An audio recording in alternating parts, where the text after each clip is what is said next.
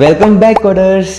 Last time हम लोगों ने हमारे लेक्चर में पढ़ा था कि what is React.js, React.js actual में होता क्या है, why is it necessary to use React.js, क्या क्या एडवांटेजेस होंगे React.js को अगर मैं यूज करके वेब एप्लीकेशन या वेबसाइट बिल्ड करता हूँ। इसके बाद हम लोगों ने देखा था कि प्रीरिक्विजिट्स क्या क्या होते हैं React.js सीखने के, जिसमें दो फेजेस में मैंने आपको एक्सप्लेन किया था कि क्या क्या प्रीरिक्विजिट्स हैं React.js सीखने के। The first phase was basics of या we can say fundamentals of JavaScript. The second phase was advance concepts of JavaScript, जिसमें ES6 के कुछ फीचर्स आ जाते हैं जिसका पूरा कॉन्सेप्चुअल क्लियरेंस आपको होना चाहिए अगर आप React.js सीखना चाहते हैं, मास्टरी करना चाहते हैं तो।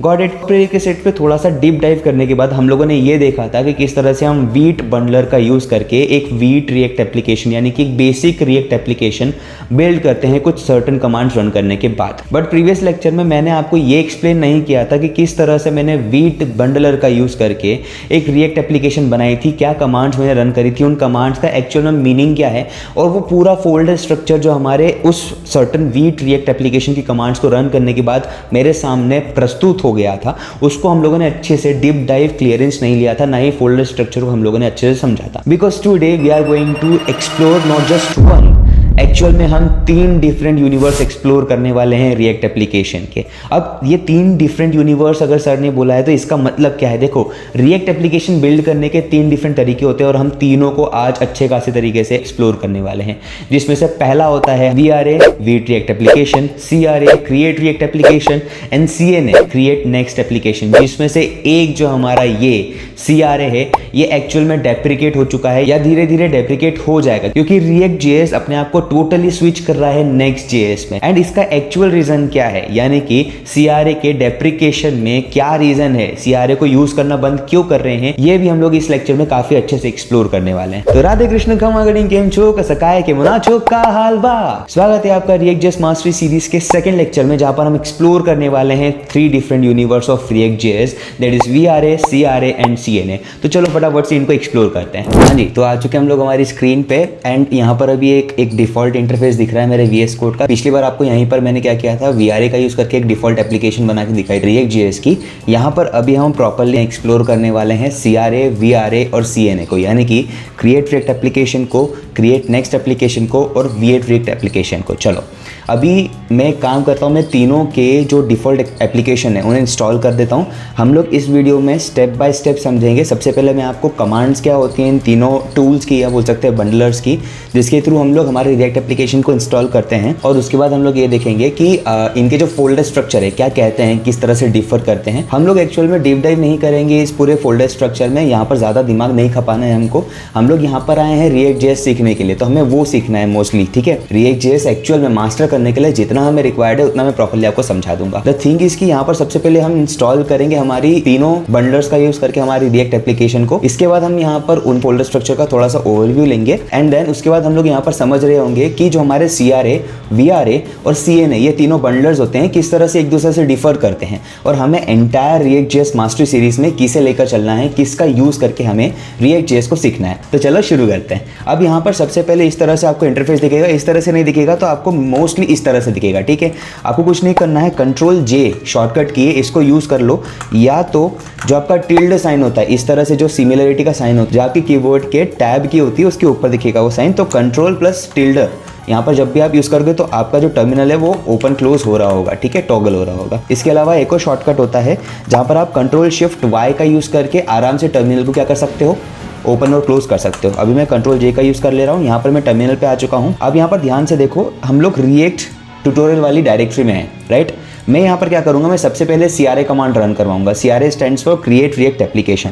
हम यहाँ पर लिखते हैं npx create-react-app। ये कमांड होती है हमारे रिएक्ट एप्लीकेशन को इंस्टॉल करने की वाया यूजिंग CRA, यानी कि क्रिएट रिएक्ट एप्लीकेशन। यहाँ पर आप देखो मैंने npx का यूज़ किया। npx का यूज़ करने के बाद मैंने बोला क्रिएट करो रिएक्ट एप्लीकेशन को, ये कमांड है उसकी, ठीक है। इसके बाद मैंने एक स्पेस दिया। अब यहाँ पर आप आपके एप्लीकेशन का नेम क्या रखना चाहते हो वो यहाँ पर लिखोगे, क्योंकि मैं आपको यहाँ पर क्रिएट रिएक्ट एप्लीकेशन यूज़ करके रिएक्ट को एक्सप्लोर करवा रहा हूँ, तो यहाँ पर मैं CRA रख रहा हूँ हमारे प्रोजेक्ट का नेम। मैंने CRA लिखा। अब देखो यहाँ पर हो सकता है कैच रहे, यहाँ पर एक प्रॉब्लम आएगी। जैसे ही मैंने एंटर हिट किया, यहाँ पर एक वार्निंग शो करेगा। देखो क्या बोल रहा है, you are running create react application 5.0.1 version which is behind the latest release of 5.1.0, right. ये यहाँ पर हमें कह रहा है, ध्यान से समझो। टर्मिनल में हमें एक वार्निंग आई है, ये कह रही है कि आप क्रिएट रिएक्ट एप्लीकेशन जो कमांड रन करवा रहे हो CRA की, वो आप 5.0.1 वर्जन का यूज कर रहे हो। अभी फिलहाल जो लेटेस्ट रिलीज है वो है 5.1.0। तो हमें क्या करना है, हमें लेटेस्ट के साथ में काम कर रहा है। तो यहाँ पर हमें एक छोटा सा मॉडरेशन प्रोवाइड करना है।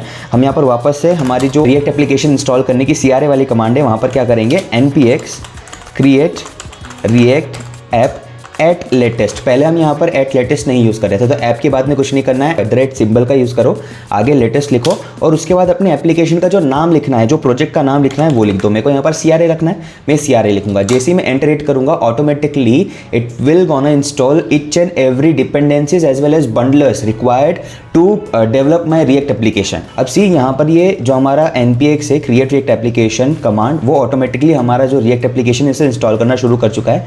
यहाँ पर मैं एक और नया टर्मिनल ओपन करता हूँ, जस्ट साइड में हमारे किसके, जहाँ पर जो इंस्टॉलेशन हो रहा है उसी के साइड में। एंड यहाँ पर मैं क्या कहता हूँ कि हम लोग डायरेक्टली अब VRA एप्लीकेशन को इंस्टॉल कर रहे हैं, तो उसके लिए कमांड होती है npm, ठीक है। यहाँ पर आप ध्यान से देखो, यहाँ पर मैंने npx लिखा है, अलग एग्जीक्यूटर यूज़ किया है। यहाँ पर हम दूसरा एग्जीक्यूटर यूज़ करेंगे, यहाँ पर हम npm का यूज़ करेंगे। वीट का ये बाय डिफ़ॉल्ट बोल सकते कमांड होता है। सो npm क्रिएट स्पेस वीट, यानी यहाँ पर आप वापस से एट लेटेस्ट का यूज़ करोगे।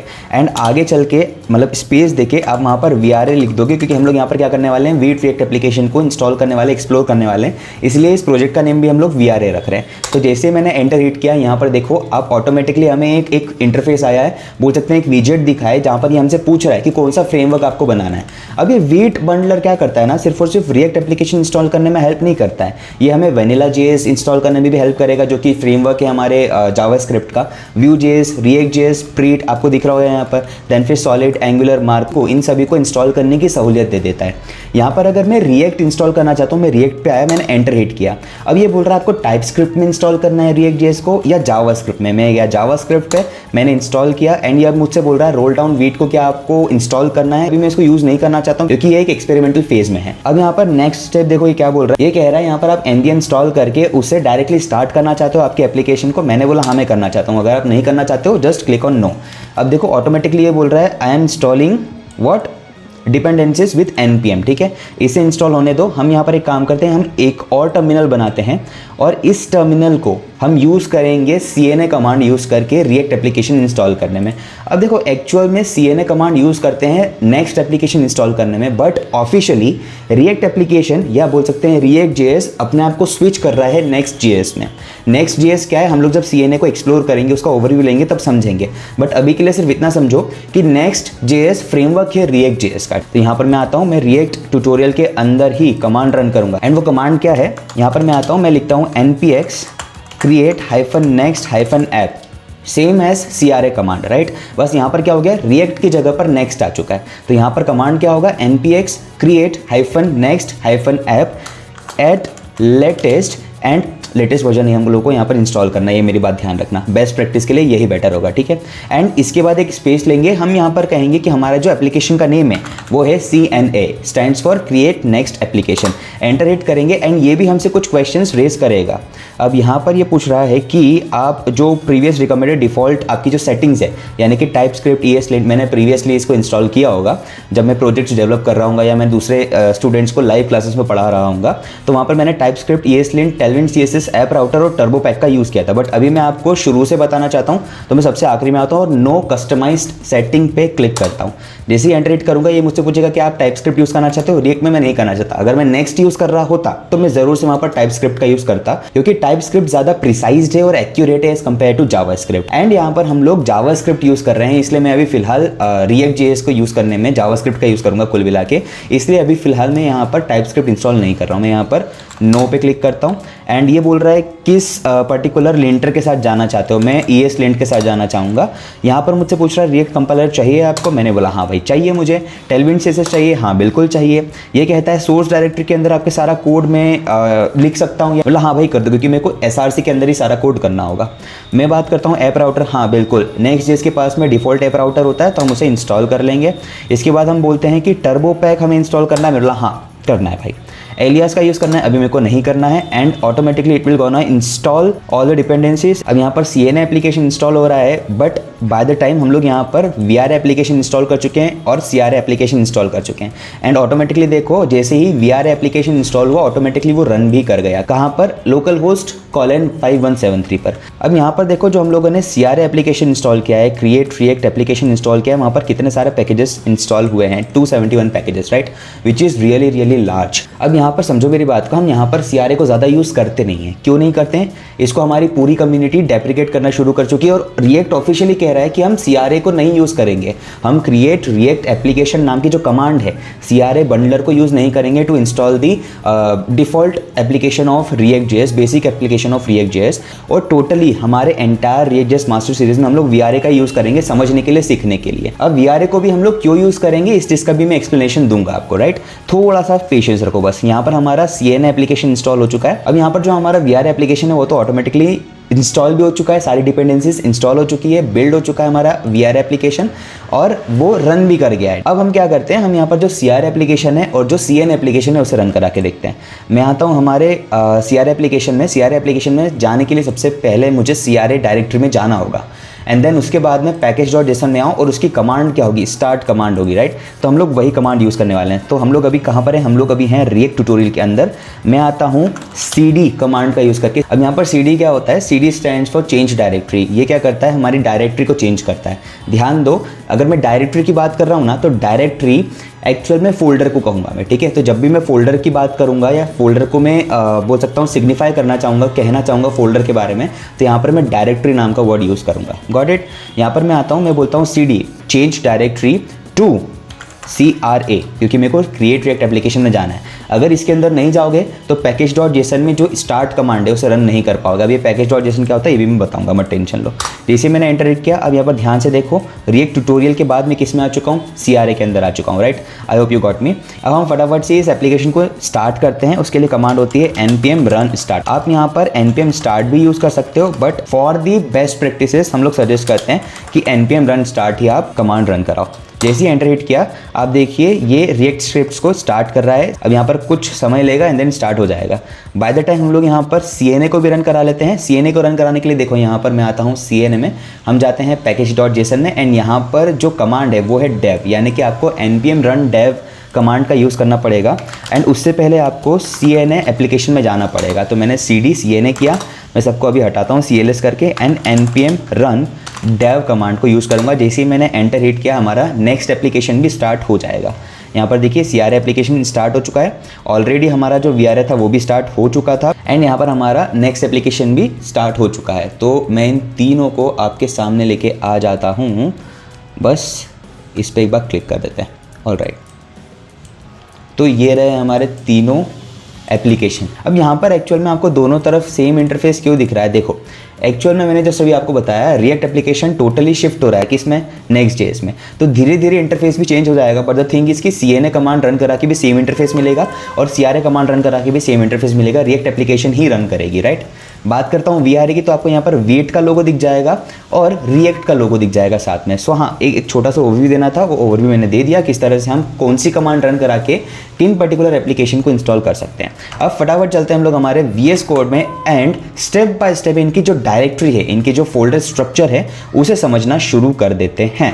ऑलराइट, यहाँ पर आओ भाई। सबसे पहले CNA में देखो, चूंकि ये नेक्स्ट एप्लीकेशन की कमांड है या Next.js की कमांड है, तो यहाँ पर एक नेक्स्ट फोल्डर आपको बाय डिफॉल्ट मिलेगा, जिसमें क्या होगा, सारे के सारे डेवलपिंग जो आपके फेजेस में चीज़ें होंगी या स्टफ्स होंगे वो सब बिल्ड होके कहाँ आएंगे, नेक्स्ट वाला जो फोल्डर है .next वाला फोल्डर उसी में आएंगे। अब यहाँ पर पब्लिक डायरेक्टरी की बात करता हूँ। Public directory is an static directory. ये आपको सिर्फ इसमें नहीं, मतलब CNA में नहीं, आपको ये हमारे CRA में भी दिखेगी। देखो पब्लिक डायरेक्टरी दिख रही है और हमारे VRA में भी आपको पब्लिक डायरेक्टरी दिखेगी।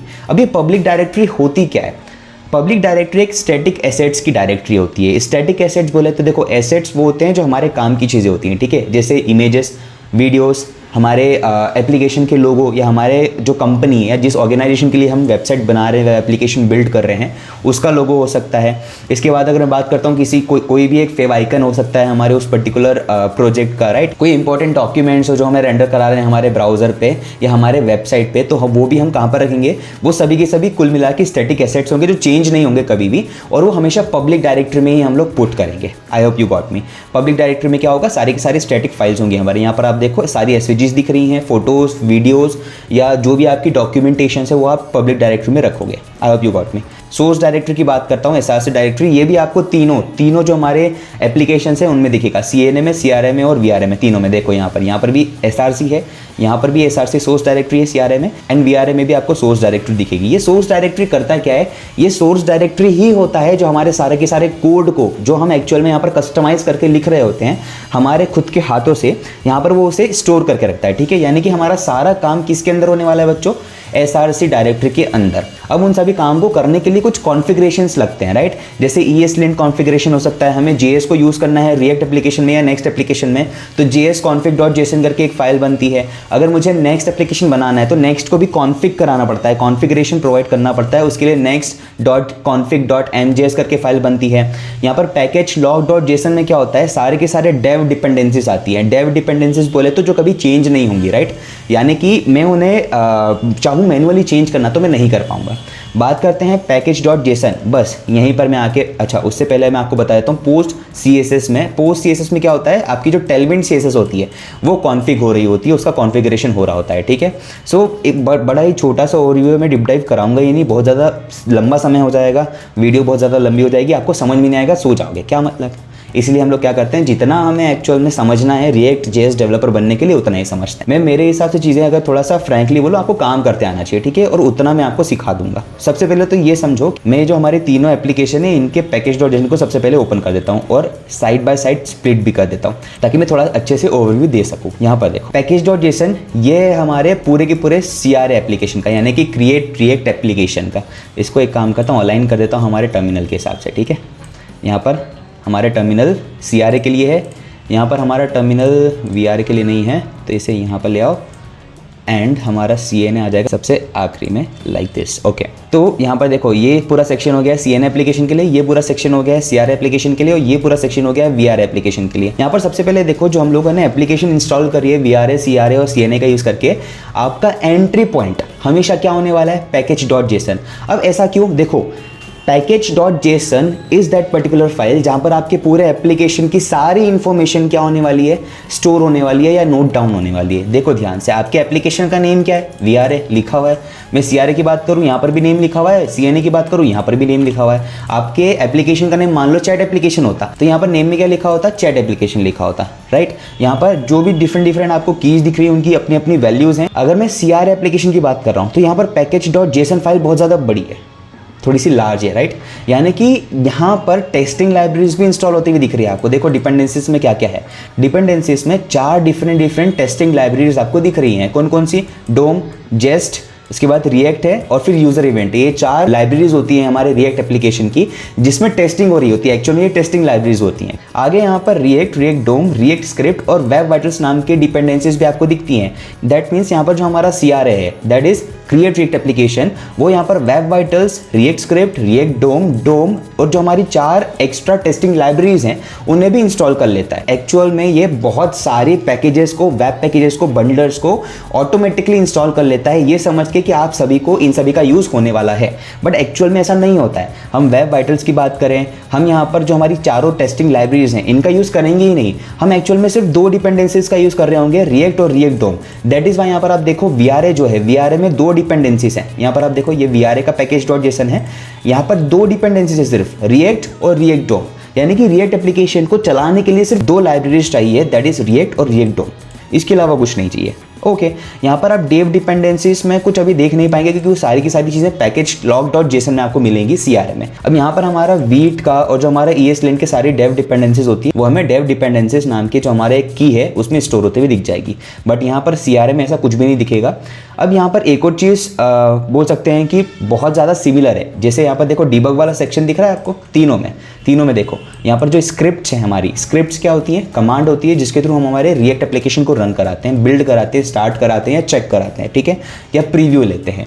यहाँ पर VRM में देखो dev कमांड होती है, यानी कि अगर मैं यहाँ पर आके npm run dev लिखता हूँ तो वो रन हो जाना चाहिए, बट अभी वो रन करेगा नहीं। ऐसा क्योंकि देखो ध्यान से, हम लोग रिएक्ट ट्यूटोरियल वाली फाइल में है, नॉट फाइल डायरेक्टरी में है। हम कहाँ जाएंगे, हम जाएंगे VRM में। जैसे मैंने एंटर हिट किया आप देख सकते हैं रिएक्ट ट्यूटोरियल के बाद हम VRM में आ चुके हैं। एंड अब यहाँ पर अगर मैं npm run नॉट स्टार्ट, हम npm run dev यूज़ करेंगे। जैसे मैंने एंटर हिट किया हमारा वेट रिएक्ट एप्लीकेशन भी स्टार्ट हो जाएगा, ठीक है। आई होप यू गॉट मी, यहाँ पर वो स्टार्ट हो चुका है लाइक दिस, ठीक है।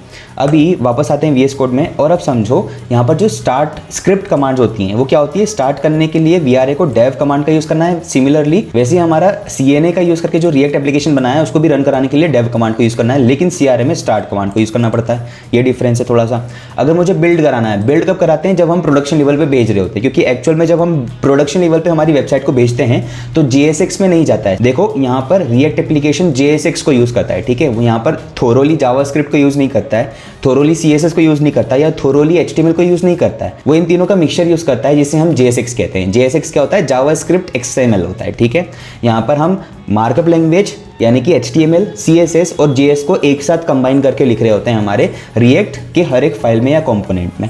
तो यहाँ पर जो हमारा सर्वर साइड पे या क्लाइंट साइड पे कोड जाता है वो JSX में जाता है, उसे ट्रांसपाइल करना पड़ता है। बस उन्हीं सिनेरियो में क्या होता है, CRA के वेब पैकेजेस और बंडलर्स आते हैं। लेकिन वीट में क्या होता है ना, वीट में ESLint और ES बिल्ड करके वेब पैकेजेस होते हैं या बोल सकता हूँ बंडलर्स होते हैं, जिनका यूज़ करके ऑटोमेटिकली हम सारे के सारे कोड को एक तरफ एक जगह ही बंडल करते हैं। साथ ही साथ उसे जब सर्वर साइड पे या क्लाइंट साइड पे भेज रहे होते हैं उसे ट्रांसपाइल कर देते हैं JSX to JS, HTML and CSS, right.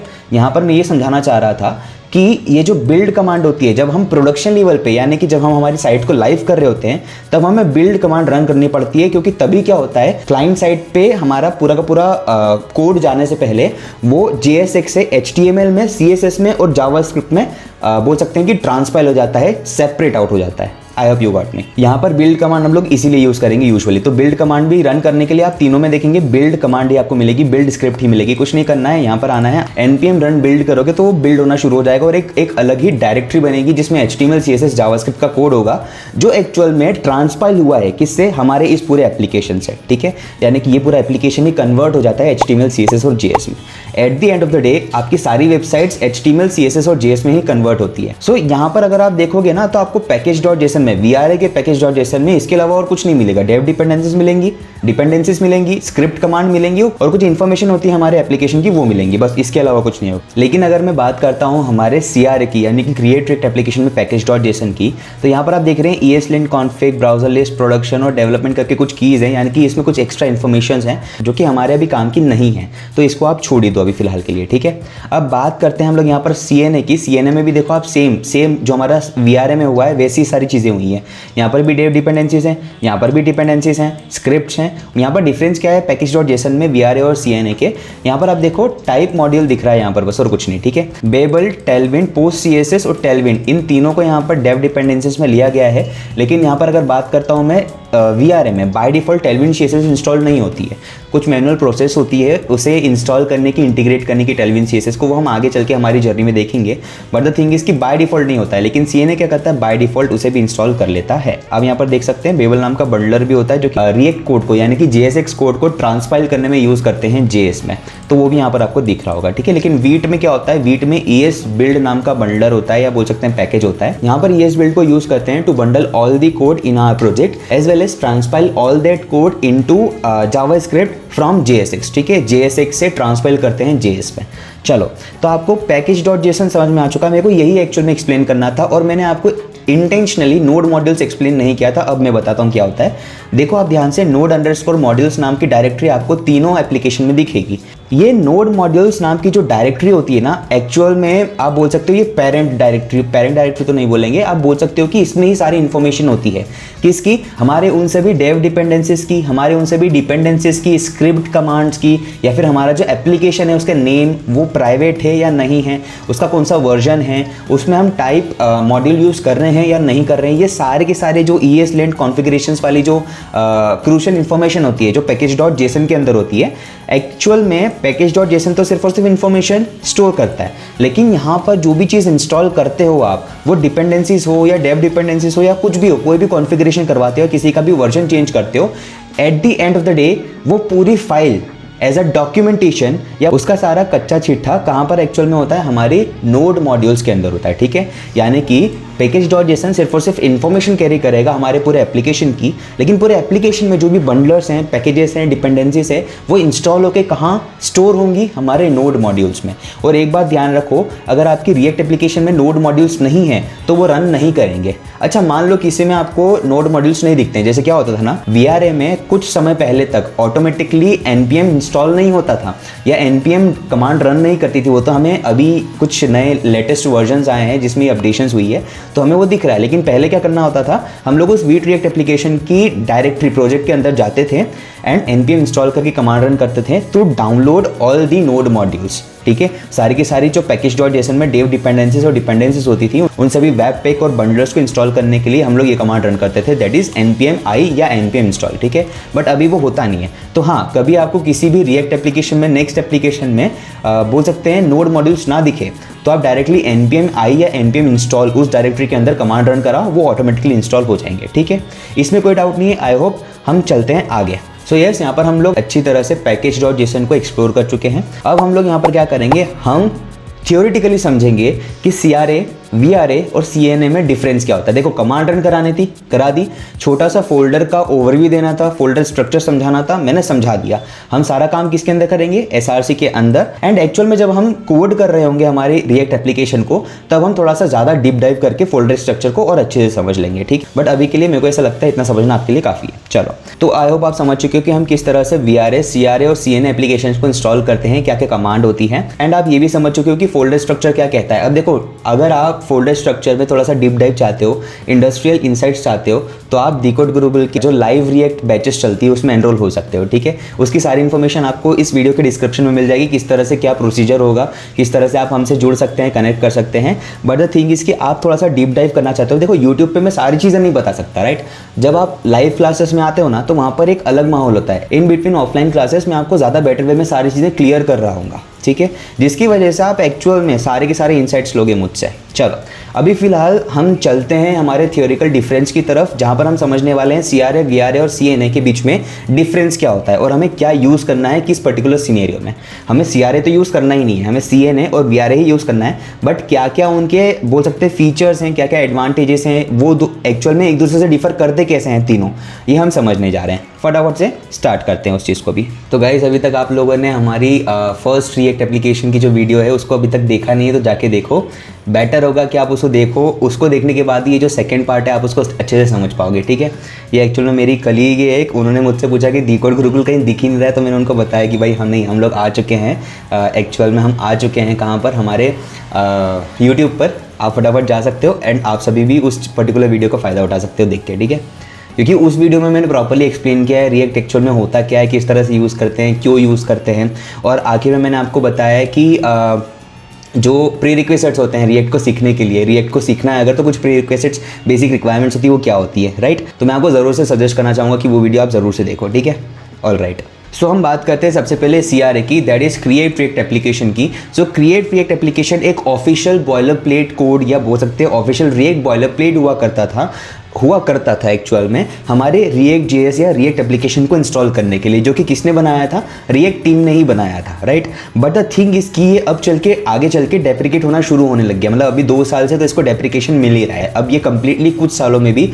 बोल सकते हैं 1-2 सालों में डेप्रिकेट कंप्लीटली हो जाएगा। बट हमारे लिए समझने वाली बात ये है कि हमारा CRA जो होता है ना, हमारा क्रिएट रिएक्ट एप्लीकेशन जो होता है, वो कुछ ऐसे एक्स्ट्रा बोल सकते हैं वेब पैकेजेस और बंडलर्स को इंस्टॉल कर देता है जिसकी हमें जरूरत ही नहीं होती है। लाइक कुछ ऐसे वेब पैक्स और कुछ ऐसे बेबल नाम के बंडलर्स होते हैं जो ये इंस्टॉल कर देता है, जिसकी हेल्प से एक्चुअल में क्या होता है ना, देखो समझो, यहाँ पर एक्चुअल में वेब पैक करते क्या है ना, हमारे पूरे के पूरे एंटायर रिएक्ट एप्लीकेशन के कोड को एक जगह बंडल करते हैं और एक साथ भेज रहे होते हैं हमारे क्लाइंट साइड पे या सर्वर साइड पे, राइट। तो यहाँ पर वेब पैक्स का यूज करते हैं, वेब पैकेजेस का यूज करते हैं हमारे कोड को बंडल करने के लिए। और वहीं दूसरी ओर बेबल नाम के कुछ ऐसे बंडलर्स होते हैं जिनका यूज करते हैं हम लोग हमारे JSX को JS में, HTML में और CSS में ट्रांसपाइल करने के लिए। It is same as transcription, ठीक है। हम यहाँ पर क्या करते हैं, हम जब देखो हम लोग कोड को कंपाइल करते हैं, ठीक है। अगर हम कोड को ट्रांसक्रिप्ट कर रहे हैं तो यहाँ पर हम उसे ट्रांसपाइल कहेंगे, राइट। तो हम जब कोड को क्या कर रहे होते हैं, सेपरेट आउट कर रहे होते हैं HTML, CSS और JS में,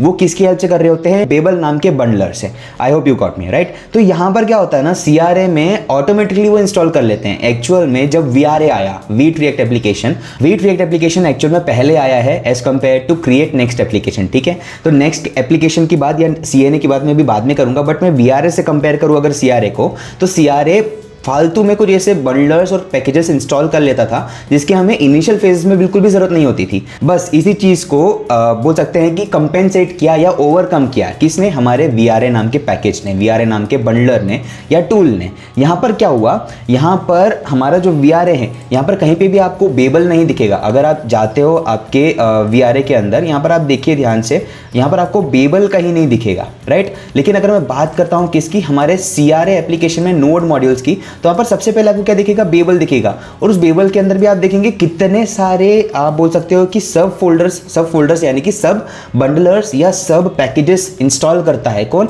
हमारा CRA। बस इसी वजह से क्या होता है ना, नोड मॉड्यूल्स बहुत ज़्यादा ह्यूज हो जाते हैं, बहुत ज़्यादा लार्ज हो जाते हैं। और लार्ज एप्लीकेशन रन करने में आप सभी समझते हैं टाइम कॉम्प्लेक्सिटी और स्पीड बहुत ज़्यादा क्या हो जाती है, बहुत ज़्यादा बढ़ जाती है। कुल मिला के टाइम कॉम्प्लेक्सिटी और स्पीड बहुत ज़्यादा कम हो जाती है, बूस्टेड नहीं रहता है हमारा एप्लीकेशन। तो कुल मिला के अगर मैं बात करूँ तो CRA uses web packages as well as कुछ बंडलर्स लाइक बेबल्स, जिसके थ्रू हम क्या कर रहे होते हैं, हमारे कोड को बंडल कर रहे होते हैं, क्लाइंट साइड पे या सर्वर साइड पे रेंडर करवा रहे होते हैं। साथ ही साथ जब रेंडर करवाते हैं क्लाइंट साइड पे या सर्वर साइड पे, उसे JSX से तोड़ रहे होते हैं, सेपरेट आउट कर रहे होते हैं HTML, CSS और JS में। इसी को हम ट्रांसपाइल कहते हैं और यही हमारा बेबल नाम का बंडलर करता है।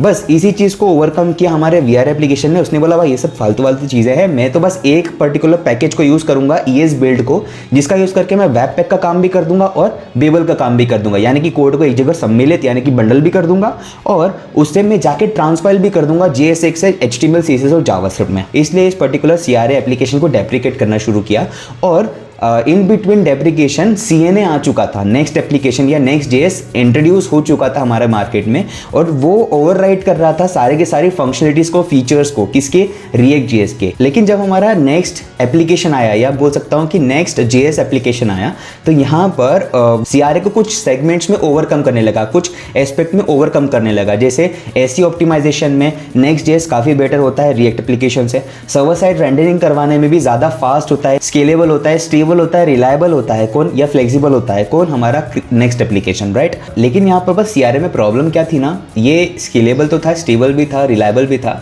बट इसके इतने सारे कॉन्फ़िगरेशंस की वजह से, इतने सारे वेब पैकेजेस और बंडलर्स को फालतू इंस्टॉल करने की वजह से टाइम बहुत ज़्यादा लगता था, डिले बहुत ज़्यादा होता था, उसका पूरा साइज बहुत ज़्यादा हो जाता था, जिसकी वजह से वो रेंडर करने में भी थोड़ा सा डिले होता था, राइट। तो आप समझ सकते हैं कि एक्चुअल में क्या कैच था हमारे CRA का, जिसकी वजह से वो डेप्रिकेट होना शुरू हो चुका है। बट येस, अगर मैं बात करता हूँ CRA की, तो वो स्टेबल तो था और रिलायबल भी था। वो अच्छे एप्लीकेशन बनाने के लिए, ह्यूज एप्लीकेशन बनाने के लिए काफ़ी स्टेबल था, राइट। बात करते हैं हम लोग हमारे VRA की। VRA देखो जब इंट्रोड्यूस हुआ ना, तो उसने CRA को टोटली रिप्लेस किया। कैसे, समझो। एक्चुअल में यहाँ पर जो हमारा वीट रिएक्ट एप्लीकेशन होता है, उसमें जो वीट होता है ना, वीट का फ्रेंच में मतलब होता है फास्ट, राइट। यानी कि नाम में ही क्या है, फास्ट है, यानी कि पूरा एप्लीकेशन क्या होगा, फास्ट होगा एज कंपेयर टू डिफरेंट बंडलर्स या बोल सकते हैं दूसरे टूल्स के कंपैरिजन में। तो यहाँ पर आप देखिए, जब मैं VRA को यूज कर रहा हूँ ना, VRA का जब हम लोगों ने इंस्टॉलेशन भी किया, तो एक्चुअल में CRA और CNA के एप्लीकेशन इंस्टॉल करने में जितना समय लगा, उससे बहुत ही कम समय लगा किसका इंस्टॉलेशन कंप्लीट होने में, VRA का। अब ऐसा हुआ क्यों, क्योंकि जो VRA होता है वो सिर्फ उन्हीं पैकेजेस को, उन्हीं बंडलर्स को इंस्टॉल करवाता है जो रिक्वायर्ड है हमारे एप्लीकेशन को बिल्ड करने के लिए या डेवलप करने के लिए और रेंडर कराने के लिए। लिए, और कोई भी अगर चेंजेस होते हैं या अपडेट्स होते हैं तो उनको भी क्विक अपडेट करता है, क्विक चेंजेस लेके आता है किसके अंदर, हमारे वीट रिएक्ट एप्लीकेशन के अंदर। और इसी वजह से हमारा पूरा वीट रिएक्ट एप्लीकेशन बहुत ज़्यादा फास्ट होता है as compare to CNA and CRA। तो अगर मैं इन तीनों में कंपैरिजन करूँ तो CRA को मैं सबसे ज़्यादा हाई रेटिंग्स दूंगा, या बोल सकता हूँ टॉप रेटेड होगा हमारा VRA। कब? जब मैं बात करता हूँ स्पीड की, तो हम लोग हमारे React.js मास्टरी जर्नी में भी हम VRA का ही यूज़ करने वाले हैं। आई hope you got me right. चलो आगे चलते हैं एंड समझते हैं कि और क्या क्या चीज़ें देखते हैं हम लोग VRA में। देखो VRA में क्या होता है, जो हमारा वेब पैकेजेस और बंडलर्स होते हैं, यानी कि वेब पैक नाम का जो वेब पैकेज होता है और जो बेबल नाम का बंडलर होता है, उसे टोटली रिप्लेस कर देता है ES बिल्ड नाम का बंडलर, या बोल सकते हैं पैकेज। इससे क्या होता है, इन दोनों के काम ये अकेला कर रहा होता है कुल मिला के, ये समझ लो आप। एंड ऑल्सो यहाँ पर wheat react application hot model replacement को भी यूज़ करता है।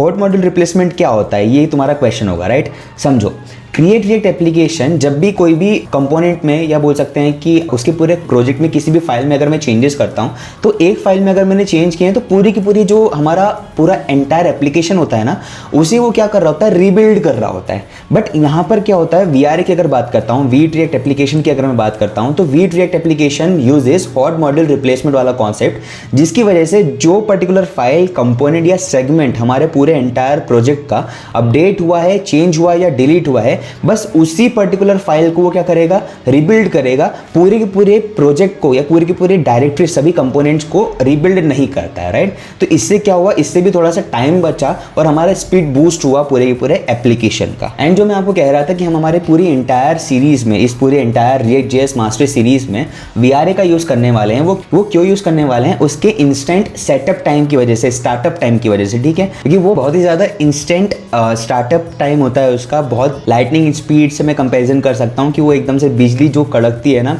उसी स्पीड से इंस्टॉलेशन होती है और उसी स्पीड से ये रन करना भी शुरू कर देता है। अब यहाँ पर जो मैं आपसे कह रहा था कि हम पूरे एंटायर React.js मास्टर सीरीज में वीट रिएक्ट एप्लीकेशन को ही यूज करने वाले हैं, उसके 3 मेन कारण हैं। सबसे पहला है इंस्टेंट स्टार्टअप टाइम, यानी कि उसके सेटअप में, स्टार्टअप में इतना समय नहीं लगता है जितना दूसरे एप्लीकेशंस को लगता है। वो ज़्यादा फास्ट होता है as compare to different tools जो हम लोग यहाँ पर अभी देख चुके हैं CRA और CNA के कंपैरिजन में। The second reason is instant, या बोल सकते हैं lightning fast speed of development process. जब हम डेवलप भी कर रहे होते हैं ना, तब भी हमें कोई डिले देखने के लिए नहीं मिलता है हमारे पूरे के पूरे वीट रिएक्ट एप्लीकेशन में। साथ ही साथ जो हमारे स्मॉल और ऑप्टिमाइज्ड बिल्ड आउटपुट हमें मिलता है, जो आउटपुट हमारे पास में आता है वो बहुत ज़्यादा ऑप्टिमाइज्ड होता है। इस वजह से मैं यहाँ पर आपको VRA के साथ यूज़ करके, VRA का यूज़ करके पूरे एंटायर React.js मास्टर सीरीज को परस्यू करवाऊंगा, ठीक है। बात करते हैं CNA के बारे में, that is create next application की। नेक्स्ट एप्लीकेशन में सबसे पहले नेक्स्ट समझा देता हूँ। Next.js एक्चुअल में React.js का फ्रेमवर्क होता है जो कि मेंटेन होता है और डेवलप किया जाता है वर्सल के द्वारा, राइट। यहाँ पर क्या होता है, क्रिएट नेक्स्ट एप्लीकेशन कमांड का यूज़ करके हम रिएक्ट एप्लीकेशन को इंस्टॉल कर सकते हैं और रिएक्ट एप्लीकेशन को बिल्ड भी कर सकते हैं। लेकिन यहाँ पर अगर मैं बात करना चाहूँ क्रिएट नेक्स्ट एप्लीकेशन के बारे में, तो ये क्या करता है ना, सर्वर साइड रेंडरिंग बहुत अच्छे से प्रोवाइड करता है हमें। ये सारे के सारे पेजेस को, हमारे पूरे कंपोनेंट्स को, हमारे रिएक्ट एप्लीकेशन के कंपोनेंट्स को प्री रेंडर करवा देता है। कहाँ पर, हमारे सर्वर पे, before rendering them to the client side. Next.js के पास में बिल्ट इन राउटिंग होती है जो कि रिएक्ट में भी आप प्रोवाइड कर सकता है वो। इस वजह से यहाँ पर जब हम लोग क्रिएट नेक्स्ट एप्लीकेशन कमांड को रन कर रहे थे तो उसमें ऑप्शन आया था बिल्ट इन राउटिंग यूज़ करनी है या ऐप राउटर यूज़ करना है, तो हम लोगों ने ऐप राउटर को यूज़ किया था। अगर नो करते तो बिल्ट इन राउटिंग यूज़ कर सकते थे, ठीक है। बात करते हैं API इंटीग्रेशन के बारे में, तो API इंटीग्रेशन बहुत ज़्यादा ही क्रूशियल रोल प्ले करता है हमारे वेब डेवलपमेंट में। तो API इंटीग्रेशन जब हम करवाते हैं तो काफ़ी फास्ट और फ्लेक्सिबिलिटी के साथ करवा सकते हैं नेक्स्ट एप्लीकेशन का यूज़ करके। इसके अलावा अगर मैं बात करना चाहूँ फुल स्टैक कैपेबिलिटीज़ के बारे में, तो Next.js के पास में फुल स्टैक कैपेबिलिटी देखो, React.js के पास कैपेबिलिटीज़ है फ्रंट एंड डेवलप करने की, कॉम्प्लेक्स UI डेवलप करने की। लेकिन Next.js की बात करता हूँ तो Next.js खुद में एक फुल स्टैक फ्रेमवर्क है, राइट, कि Next.js का यूज़ करके हम फ्रंट एंड भी डेवलप कर सकते हैं, बैक एंड भी डेवलप कर सकते हैं और डेटाबेस भी डेवलप कर सकते हैं या मेंटेन कर सकते हैं using complex. I hope you got me what I am trying to explain you. So yes, इन तीनों के बारे में मुझे इतनी ही थ्योरेटिकल चीज़ें आपको क्लियर करनी थी। एक्चुअल में VRA मोटा मोटा अगर कहना चाहूँ तो बहुत ज़्यादा लाइट वेट होगा, CRA एंड CNA के कंपैरिजन में बहुत ज़्यादा फास्ट टर्न होगा हमारा जो VRA होता है वो। बात करता हूँ मैं क्रिएट नेक्स्ट एप्लीकेशन की। जब हम एंटरप्राइज लेवल की एप्लीकेशंस बना रहे होंगे तो हम CNA को यूज़ कर सकते हैं। लेकिन अगर मैं एक ऐसी एप्लीकेशन बना रहा हूँ जो कि परफॉर्मेंस फोकस्ड है, जहाँ पर स्पीड बहुत ज़्यादा हाई डिमांड में है, तो वहाँ पर मैं VRA को ज़्यादा प्रीफर करूँगा as compare to CNA। I hope you got me. Lightweight भी होती है और बहुत ज़्यादा फास्ट भी होती है, ठीक है। अब इनका एक प्रॉपर एक्सप्लेनेशन, एक अच्छा खासा ओवरव्यू मैंने आपको स्क्रीन पे दिखाया है, आप ध्यान से देख सकते हो यहाँ पर हो क्या रहा है। यहाँ पर जो हमारा CRA होता है वो बहुत ज़्यादा स्लो होता है विद रिस्पेक्ट टू स्पीड। वहीं अगर मैं VRA की बात करूँ बहुत बहुत फास्ट होता है, सुपर फास्ट होता है। और अगर मैं CNA की बात करूँ तो हाँ वो फास्ट होता है, किससे? CRA से।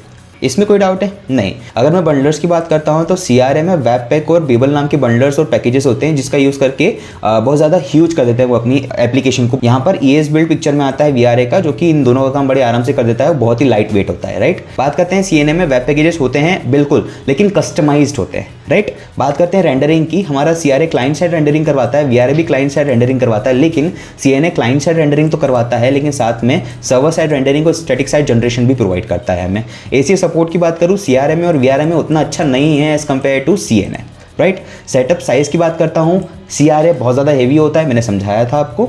जो हमारा VRA होता है बहुत ज़्यादा लाइट वेट होता है। और अगर मैं बात करता हूँ CNA की तो वो मॉडरेट होता है, यानी कि इन दोनों के बीच का ये एक पर्टिकुलर साइज लेके चल रहा होता है, ना ही बहुत ज़्यादा ना ही बहुत कम। आगे चलते हैं, राउटिंग की बात करता हूँ।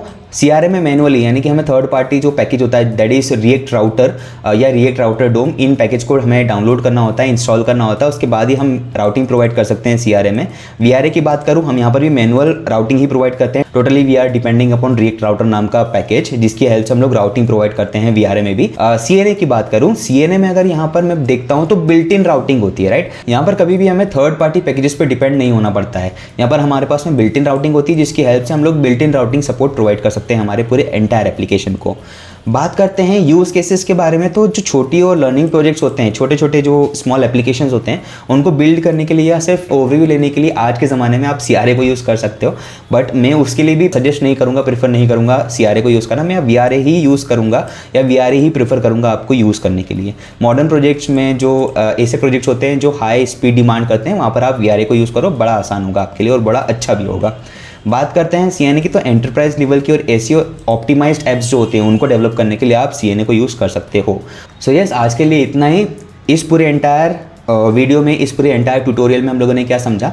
हम लोगों ने ये समझा क्या क्या कमांड होती हैं इन तीनों टूल्स का यूज़ करके रिएक्ट एप्लीकेशन को इंस्टॉल करने के लिए। इनका फोल्डर स्ट्रक्चर क्या कहता है, एक मोटा मोटा ओवरव्यू लिया हम लोगों ने। इसके बाद में हम लोगों ने थियोरेटिकल डिफरेंस देखा कि CNA, CRA और VRA के बीच में एक्चुअल में होता क्या है डिफरेंस, राइट। आज की वीडियो के लिए इतना ही, मिलते हैं हम लोग अगली वीडियो में। तब तक के लिए बाय बाय, टाटा, टेक केयर, ध्यान रखो और सीखते रहो मेरे साथ रिएक्ट.js। Bye bye.